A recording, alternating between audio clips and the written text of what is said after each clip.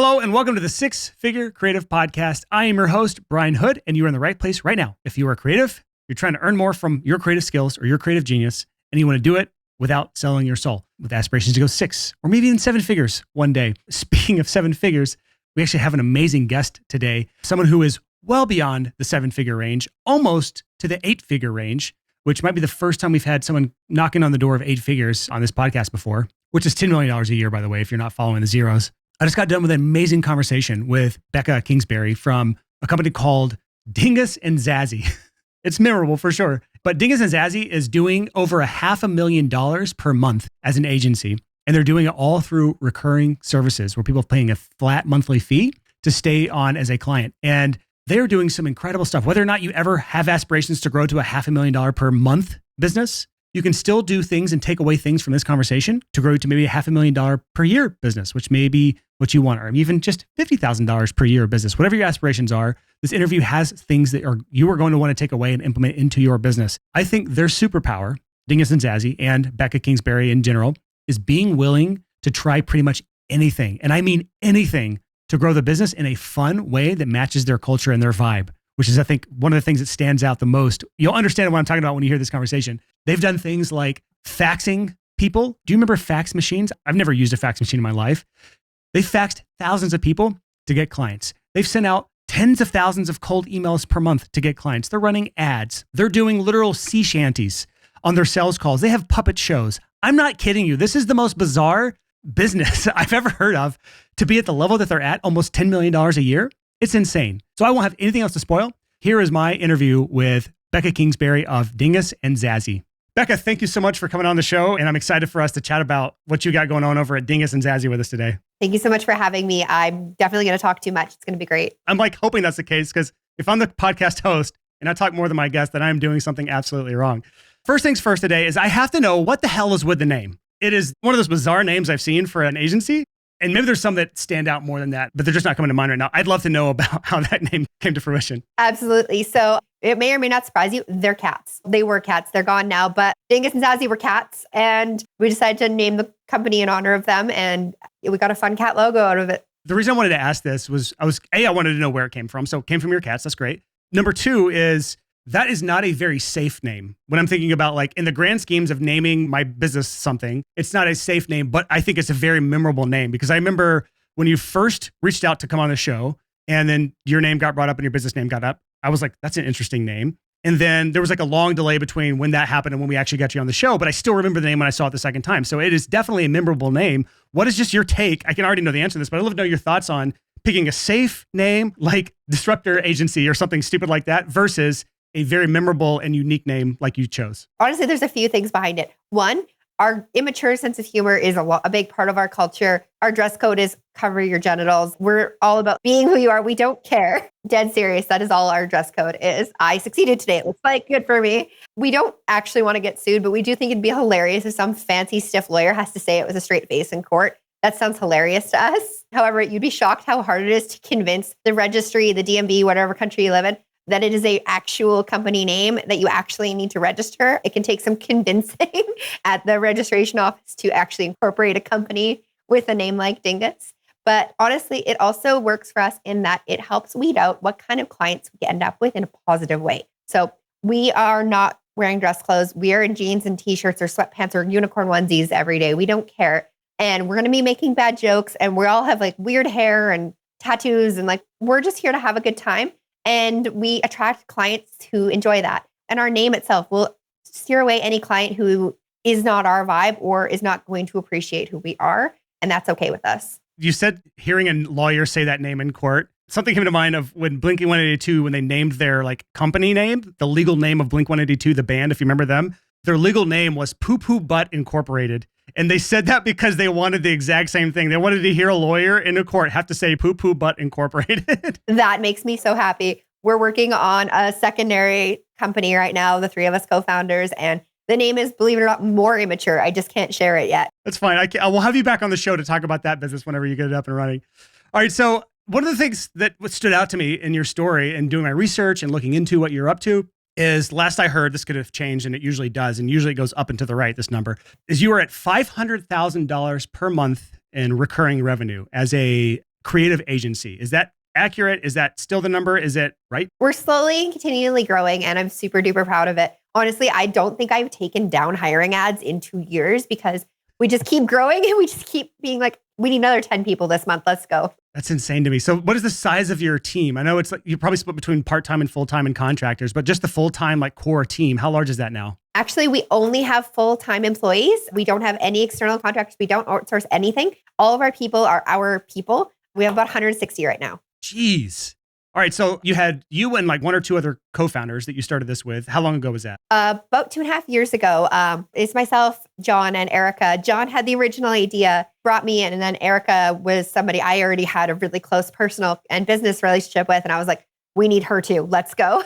Yeah, this was about 2.5 years ago. And when you first started this out, was your vision as big as your company is now? Like, was your vision like, I am going to grow a company with 160 employees and $500,000 per month in recurring revenue?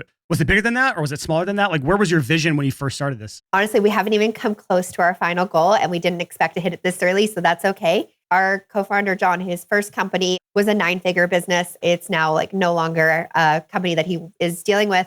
But our goal is if we can make this into a $100 million company, freaking awesome. If we can make it a unicorn, that'd be really neat. But honestly, like our goal is if we can hit 100 mil, that'd be pretty neat. So one day we'll be there. All right. So you have way bigger vision than I'd say 99.999% of people listening to this show. But I still want our audience to be listening and paying attention because there is so much that you can take away from somebody like Becca and what she's done with this company. And I want to start this kind of conversation off on the offer behind what you're doing at Dingus and Zazzy. What is the core offer or your service or services? I don't even know what, I just call it an offer. What do you do and who do you do it for? Great questions. All three of us came from running separate businesses before this. And all three of us were using like a freelancer for this and a freelancer for that and a freelancer for this. And that's fabulous. And we had great people working with us that we freaking loved and they did such good work. However, we as the business owners were managing all of these people. And as a business owners, you don't always have the time or the energy or the skill set to do that. I can tell you very well, I do not speak web. I will just say I would like it to look pretty. Nightmare for a web designer who's like, you got to tell me literally anything more than that. Our vision was to create a company, and this is what we did. Each of our clients has a dedicated project manager. That project manager is their solitary point of contact here at Dingus and Zazzy. And they basically function as your marketing mini-me. They are basically your marketing assistant. And that person will meet with their client all the time, talk to their client every single business day. And they will then execute all the marketing stuff with the team. So your project manager will go to the web team and be like, hey guys, I need this project accomplished. I know this person and this person are the best at it. I need this graphic design project. I can pull in all these other humans to help my client out. And the client doesn't need to learn 160 names. The client doesn't need to understand how to build a website. They've basically hired an entire team for less than the cost of a full-time employee. And alongside of that, gotten a project manager to do all the grunt work for them. That is amazing. And you do this under a like unlimited pricing model, right? Exactly. We look at it like we're the Netflix of marketing. You can pay, depending on the package you want, to get unlimited, whatever the heck you got in your package, whether that's all 9 of our services, sweet. Or whether that's you just want one service, which a lot of our like startups want. They'll start with one, then move to the next, then move to the next. But it's completely unlimited work and it's totally month to month. So you can switch your package as often as you switch your mind. We don't care. It's super duper flexible and it's completely unlimited. And we definitely have had our clients who really put that to work and we love it. And I'm dead serious when I say to prospects, I'm like, hey, our top ever person who had the most ever tasks requests at once was like 263, I believe. I was like, somebody needs to dethrone her because she's had it for over a year. Somebody else needs to take the record. We are completely unlimited and we don't care. Obviously, within reason, if you ask for 400 websites to be done overnight, we're going to be like, respectfully, you don't know how websites work. This is kind of the process, but it is unlimited. That's cool. And what did you go with the route of unlimited versus what I think most agencies and freelancers tend to go with, which is like project and quote-based pricing? For a couple of reasons. One, when I get a quote, say it's like, hypothetically speaking, building something on my house or getting a website built, anything, I don't have the understanding to know, like, are these reasonable timelines or reasonable prices? I don't have that knowledge. And a lot of our clients don't either. So like, if I got a quote for a website, how am I to know if it's reasonable to spend 2,600 hours or if I'm being ripped off? So that's part of it is just not all of our clients have that knowledge and understanding to navigate those kind of conversations. And then secondly, I like unlimited. And so does our whole team to the point of I don't think about how many episodes I watch a month on Netflix. I'm going to sit down and I'm going to watch BoJack Horseman on a loop and annoy the shit out of everybody else in my house. And it's fine because it doesn't cost me per episode. Whereas if I bought them on iTunes, it would cost me per episode. So I'm going to go with the unlimited model and save myself money in the long run. And why couldn't more businesses be like that? If anybody out there knows of an unlimited flat rate accounting firm, an unlimited flat rate legal firm, sign me up, because then I never have to worry about like, is it worth asking for this thing that I need? I can just get it done. I mean, it makes a lot of sense to me. Like, it seems like the inevitability for a lot of industries is to have some sort of model like this. And I think that's why Netflix is around and Blockbuster's gone, is for this exact reason of the nickel and dime per piece versus just wanting unlimited everything.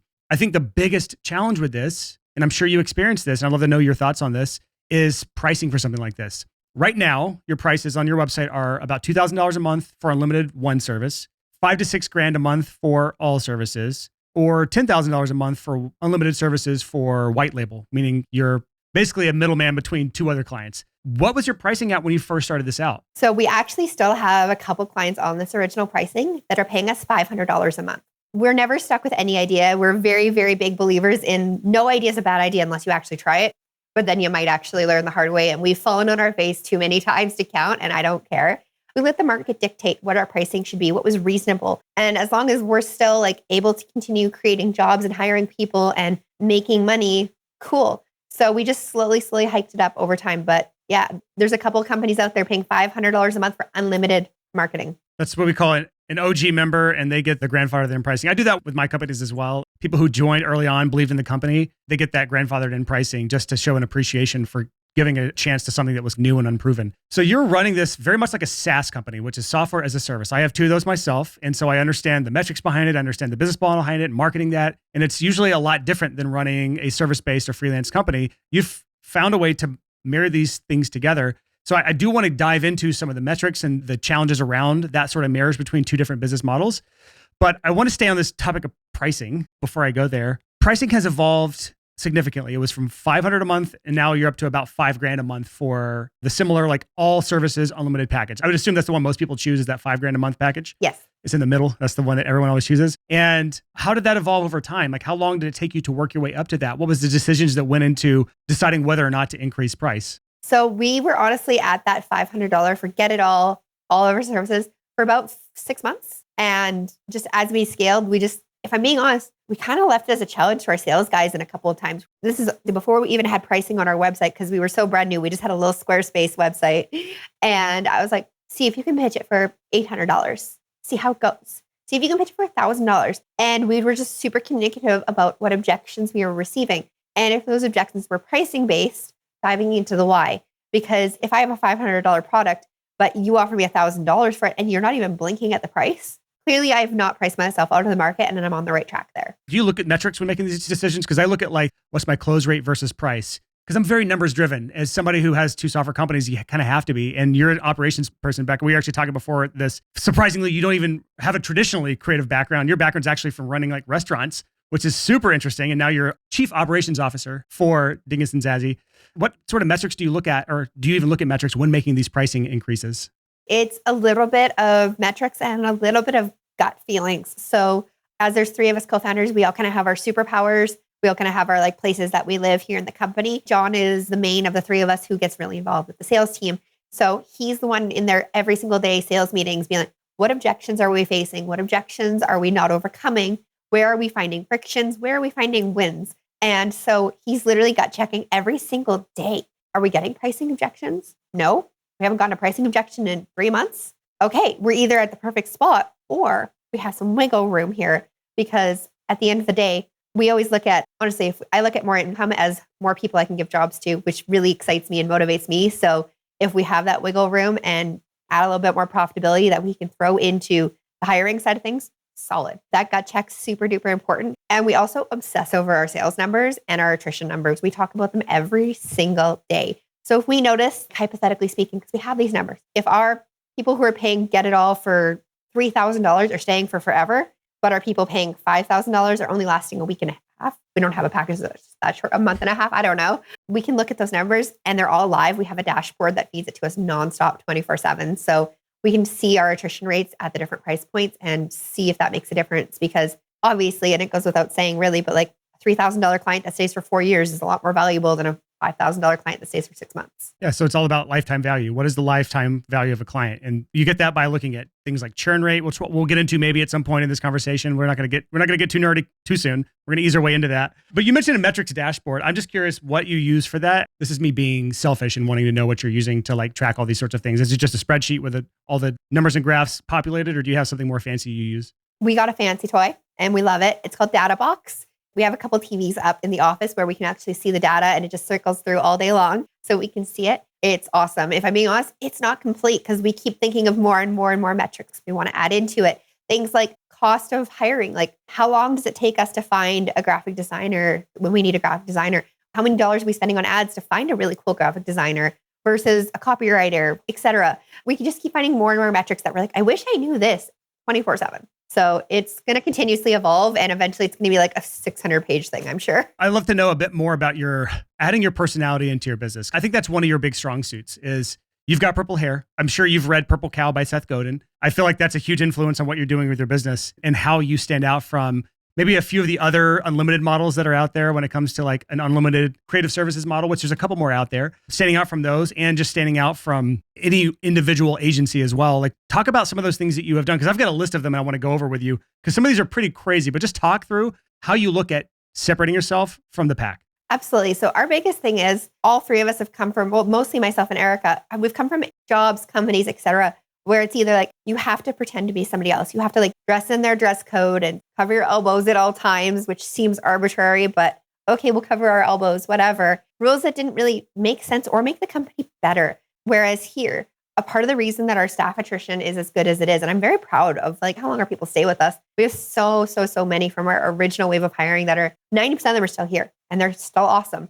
They're an inaugural part of our company. And I think one of the biggest reasons is you can be you here as long as you follow the really complicated dress code. And we do test for culture. It's a really big part of our interviews and whatnot, because at the end of the day, our biggest thing in our handbook is I don't know if I can say it on the internet. So don't be a meanie head is what I'm going to go with. That's our biggest thing is we want people to enjoy work and have fun. And keeping our culture how it is as we've scaled has been a really big priority for us.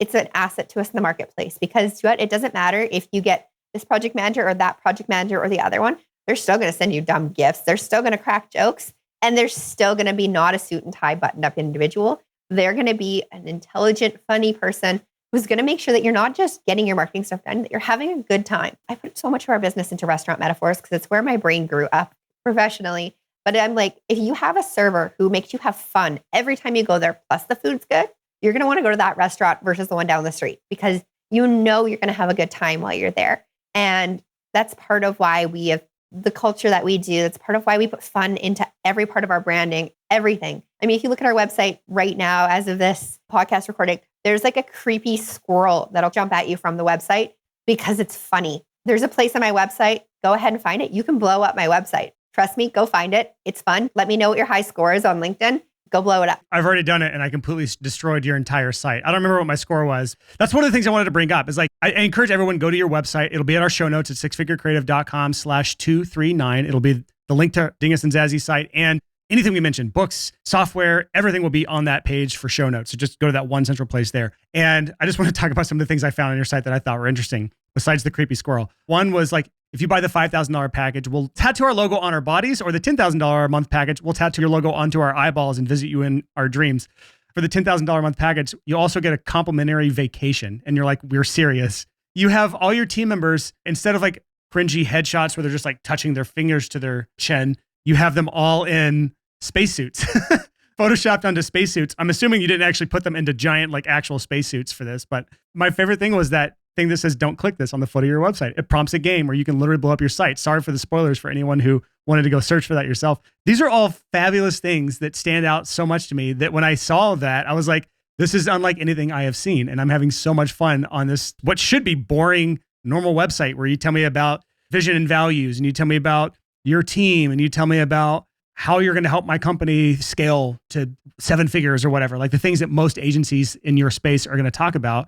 You said, no, we're going to do whatever we want. I think I heard you say something about how you have a bounty for your team that if someone gives an idea you implement, you give them money. Can you talk about that? Absolutely. I want to say I have bounties on like 10 things in my company and I love it. But one of them is I pay for good ideas. So if a staff member comes to me with a unique idea that is going to change a process or change the way we do things or change our company for the better, and I implement it, I pay them cash because I have a couple brain cells, sure, but I am not a web expert. I'm not a video expert. So if my video team can come to me with problems versus me trying to figure out like what's going on in a video, I don't fully know how to do this. I pay for good ideas all day long and I pay for them often. I'm talking weekly. I'm handing out cash because my people are so smart and they're great at what they do and they do it all day long. So why would I ever want to do anything but enthusiastically encourage them to dump it all on me so that we can be better? That's great. All right. So I want to go to an area that I think our audience struggles with a bit and that you seem to be an expert at, especially in some of the research that I've done, is actually getting clients. You've scaled the business to $500,000 a month, which is more than most of our audience probably makes in a year. You seem to be doing some cool and sometimes crazy stuff when it comes to getting clients. One of them has to do with that creepy squirrel that comes up on your site. You're giving away a $50 Amazon gift card just to book a call with you. Have you seen an effect? Is that just a test that you're doing right now? Because I know you just said no idea is a bad idea until you actually try it. Was this just like a harebrained idea? You're like, let's just try giving a $50 Amazon gift card away to anyone that books a call with us this week. It was 100% harebrained idea that we launched 3 months ago and it works. So we're still doing it. Not kidding. If you're listening and you want to sign up and you go through that link on our website to book a call with my sales guys, we'll send you a $50 Amazon gift card. I hope you buy something weird with it. Squirrel finger puppets are currently on sale for $12. But no, we're dead serious. Honestly, the stupidity and the creativity when finding clients, it's on brand for us. So we keep it in our sales process too. From things like, we literally did a Kermit the Frog pitch. Like we brought a Kermit puppet and pitched as Kermit while we hid under the table. What? They're going to remember that. Where is that? On a live pitch with a client on a Google Meet. I heard you mention something about sea shanties. Can you talk about that? We rewrote the weatherman to be the Dingus man with like everybody's in like ridiculous costumes, like a children's rain hat and such. And we had a guitar playing staff member and they recorded it. And we literally sent this video to dozens of prospects and they watched it and we got sales out of it because it was funny and memorable. And they're like, if you put this kind of thought into an outreach video, what else are you doing? So they booked with us and end up signing up, which is really cool. Oh gosh, what else? We've done so many things. One that sounds less exciting, but when I get into it, it's really freaking cool, is we work with a company out of Bulgaria called Hypergen. You guys are going to want to write that down because it is the best thing I ever did for lead generation.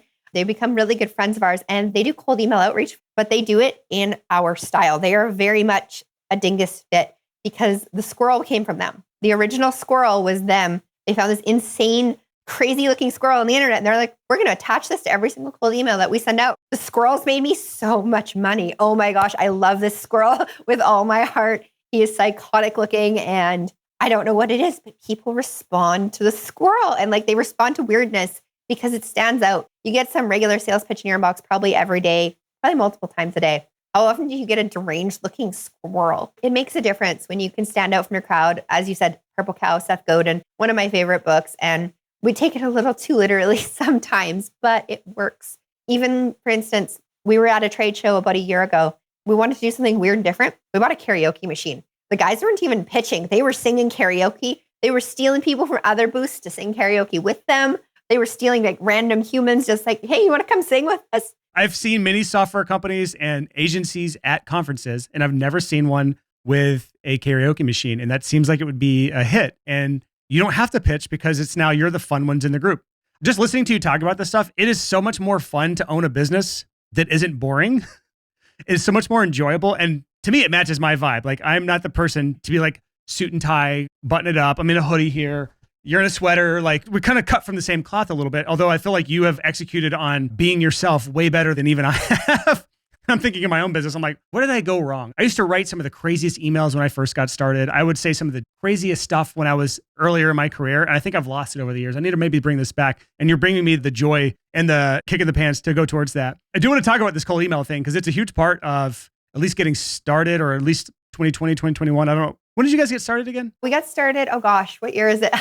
Late 2020, we got started. We tried cold email ourselves. We did okay with it, honestly. We did see some success. So it is something you can try on your own without the help of an agency. But then like, honestly, we switched to Hypergen and like, we have a custom package with them. So I'm not going to spill the beans on the price we're paying, but we are sending out 80,000 cold emails a month. That's ridiculous. And it's just effing up my sales guys' calendars. They're just booked solid because they just keep getting leads handed to them of people saying, yes, please. Yeah, that was the thing I was going to point out was We have people on the show who come on and they talk about cold outreach or cold email, and they talk about how it works for them. And then when we dive into the process behind it, it is always 10 to 100 times more volume than anyone ever tries. So people in our audience, and I know this for a fact, they'll send 20, 30 emails and they'll be like, I didn't get any responses. They'll send 100 emails. It's like, I only got a client or two.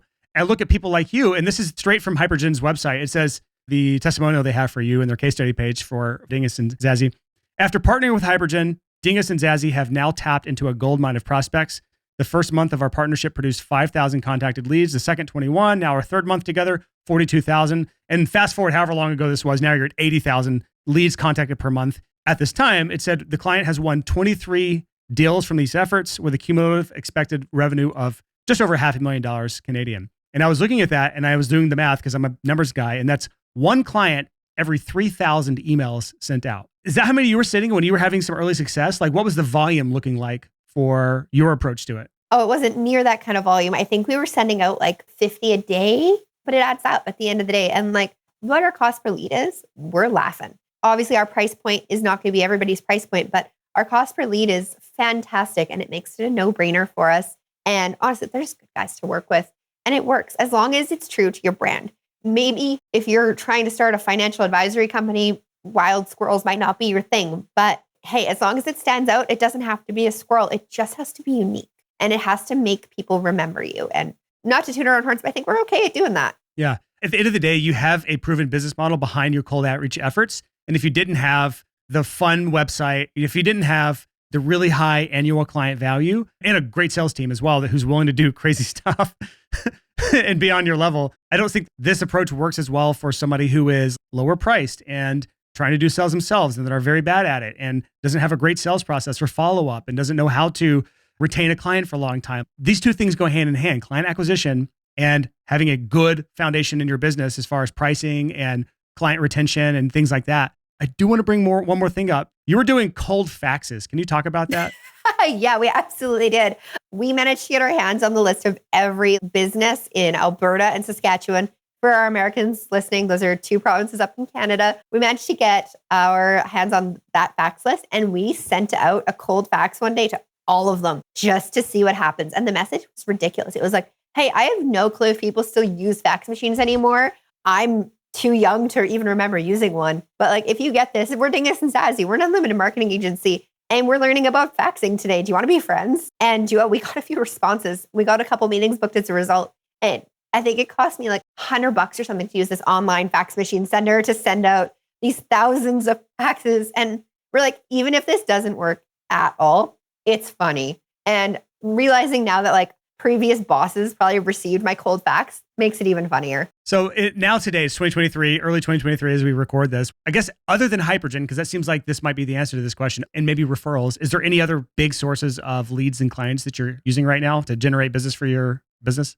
Absolutely. And we turn them on and off, but we run paid ads. We run Google ads, we run social ads. And honestly, our Google ads are what worked best for us, but we'll try everything once. We're going to try Reddit ads this year because we've never done it before.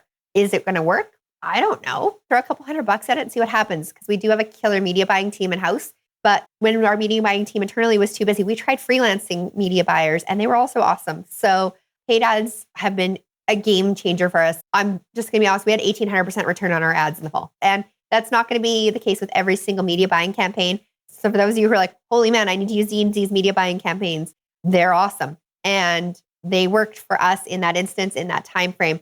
But working with some killer media buyers was amazing for us. Right now, I was looking into your ads. It seems like your ads are going straight to book a call. I don't know if those are just retargeting ads or if they're actual cold ads, but I assumed because they're going straight to book a call that they're retargeting ads. Do you know? We only have retargeting on right now. We're working on launching some cold ads shortly here on a couple new platforms too, just to see what's going to happen.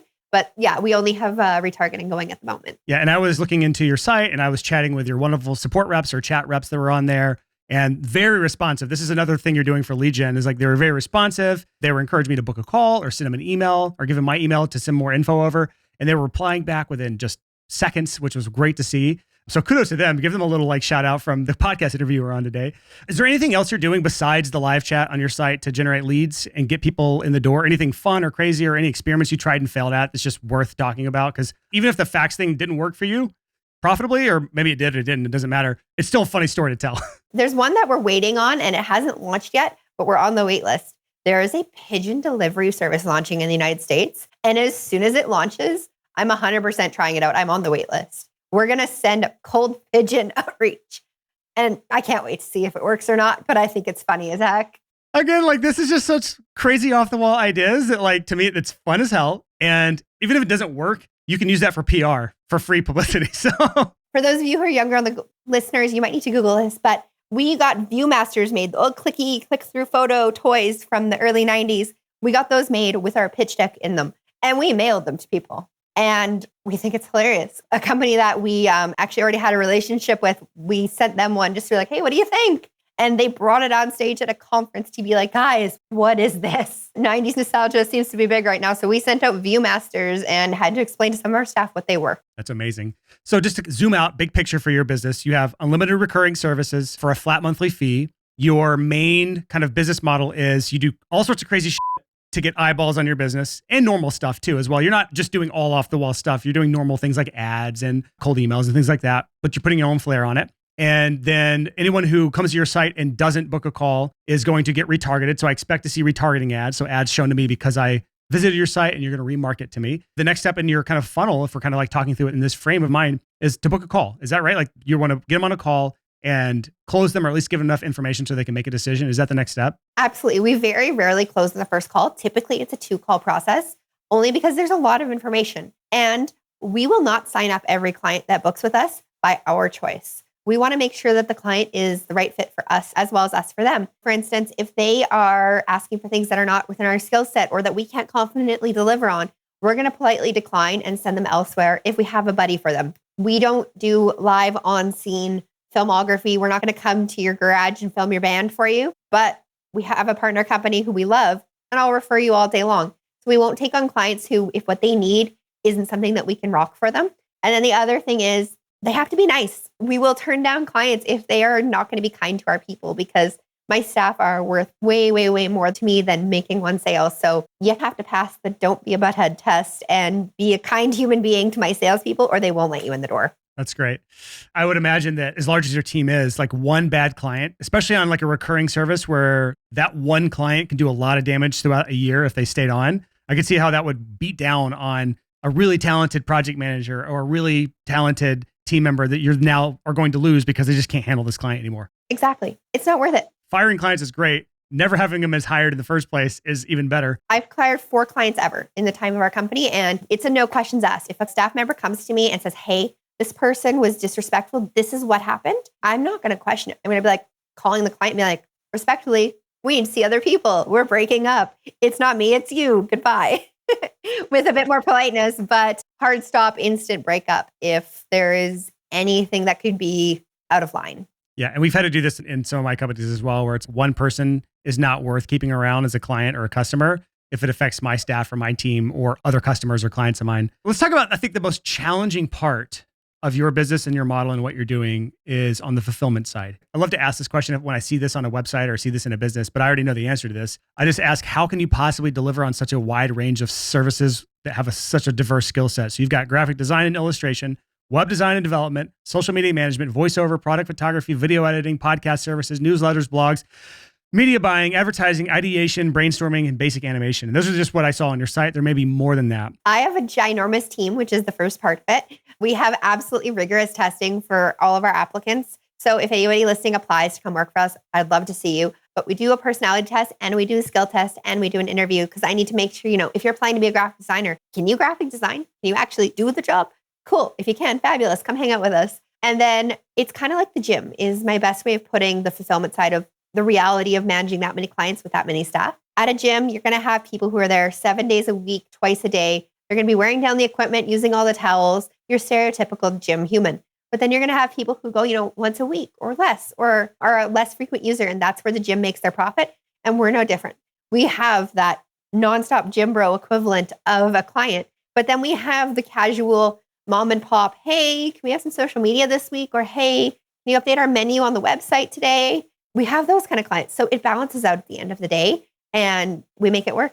This kind of goes back to the churn question, which for anyone not following, churn just means what percentage of clients cancel on you in a given month. And for businesses like yours, I would typically see 10% is maybe even as low as 7%, even up to 15% cancel in a month and have to now replace that each month that comes on. We don't have to get into that with you unless you want to share those numbers.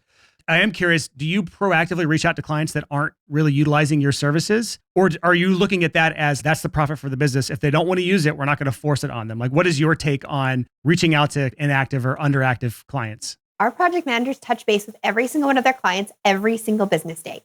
We do not want them to forget we exist. We do not want them to stop using us because we are month to month. If they're not using us, they're going to leave us. And sometimes clients leave for valid reasons like they sold their business. Great. Congratulations. That's awesome.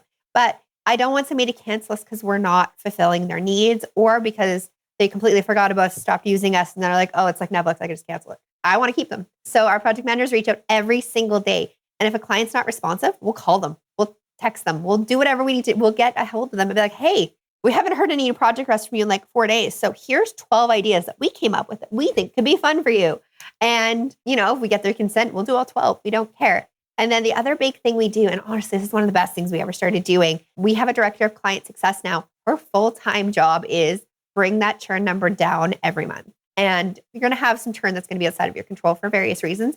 But any churn within our control, her job is to minimize it at all times. So something that we've been doing for almost a year now, we call every single client every month. And by we, I mean her. I've helped her here and there when she's been busy, but as a management team, we're calling every client because maybe they have a frustration that they didn't know how to air, or maybe they're super psyched and there's an opportunity for them to go up in package, or maybe we can get a Google review or get ahead on a problem that we didn't know was happening. So there's 1,001 reasons, but we'll call our clients as a management team monthly and see how we're doing. And at the end, because it's all done in a Google sheet, I know exactly what is our vibe check on our clients.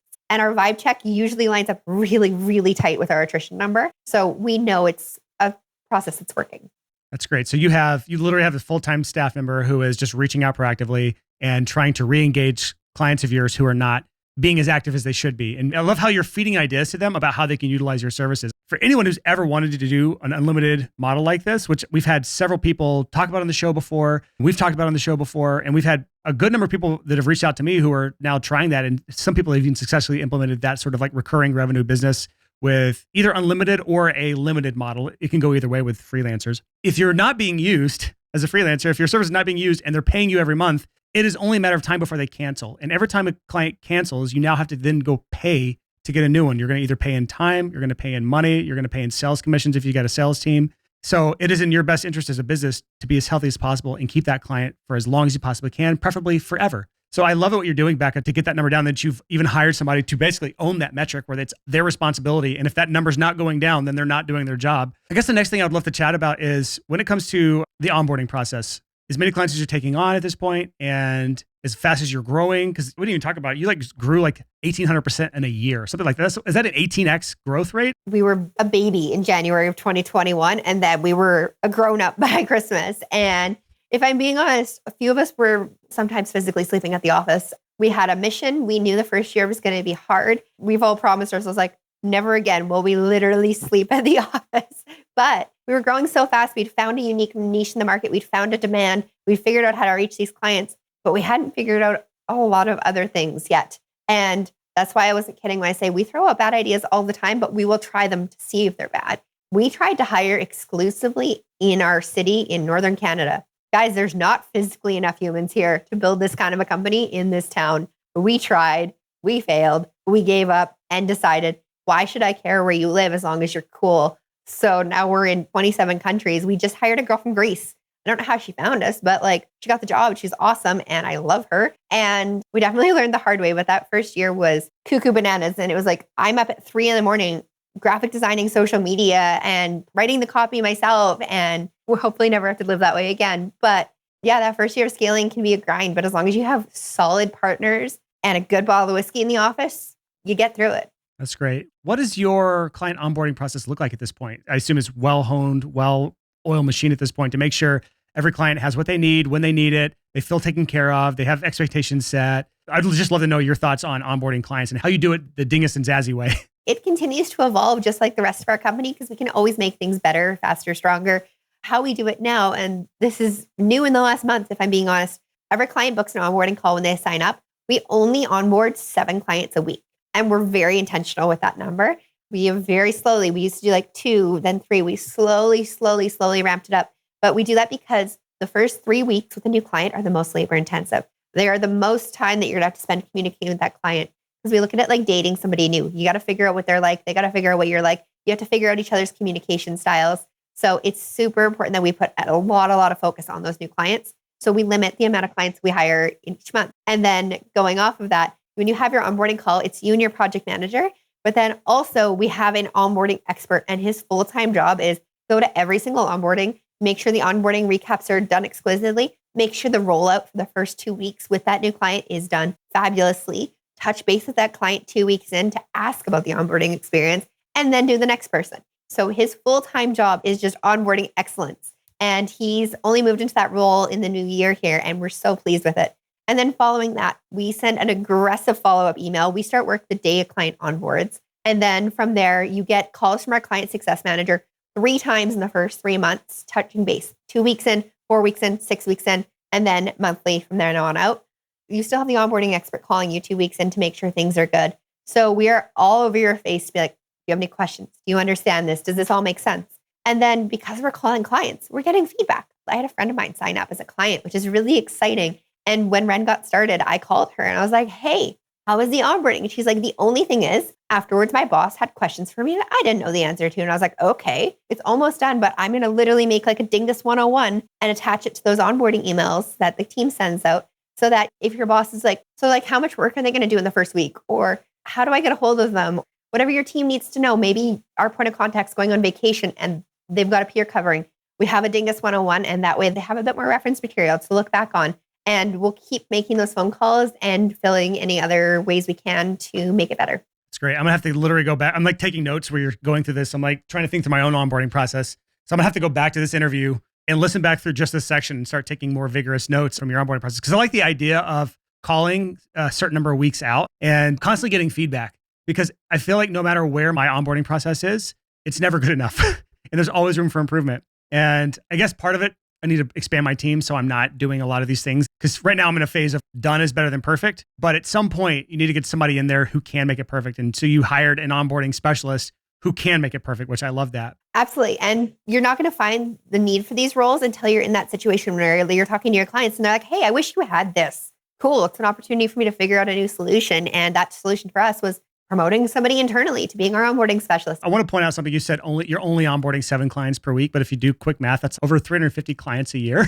That's a lot for our audience, 350 clients a year. Just to put that in perspective, that's like a client every day. More than a client every day if you count just weekdays. It works for our business. We started at 2 a week. Honestly, we'll add or subtract from that number depending on what's going on. Like the 2 weeks between Christmas and New Year's, there's less client demand for onboardings and staff want to take holidays. So we dropped that number down to 2 or 3, I believe, for the Christmas holidays because I could let people go on vacation. Clients didn't really care because they were on vacation. It worked. And then in the new year, I ramped it back up. So it's something you can be flexible with to make sure that it's working for everybody. That's great. So is there anything about this business and this model that our audience should know about that we didn't get to cover? Try absolutely everything and anything because it doesn't hurt to try it. Even if it doesn't work, it doesn't matter. The worst thing is you've learned a lesson and you'll gain something from it, whether that is, hey, we shouldn't do that. It's always worth trying anything, no matter how bizarre it is. You're going to figure it out. Your team is adaptable. And as long as you're pitching these ideas to them with energy and kindness, they're going to get on board. So just try it. See if it works. And at the end of the day, even if it fails, it's still a fun story that you can tell other people about, which is to me a win as well. Becca, thank you so much for coming on the show and sharing all this with us today. Where would you like our audience to go to connect with you or learn more? Absolutely. So you can go to our website and blow it up. It's dinguszazzy.com, or you can add me on LinkedIn. Is the only social media that I'm active on. And on there, it's just Becca Kingsbury. So feel free to add me, message me at any time. I'm the worst for responsiveness on social media. I'll be very honest. It might take me a day or 2, but I will respond to you. So send me a message. Let's chat. And she's not lying. You can blow up her website. That wasn't just a figure of speech. It is the game that is on her site. And I will argue that you are not the worst because I am bad as where I will just not reply on social media because I don't participate on social media anymore. So there's always someone worse. But again, thank you so much, Becca. Thank you so much for having me. So that's it for my conversation with Becca Kingsbury.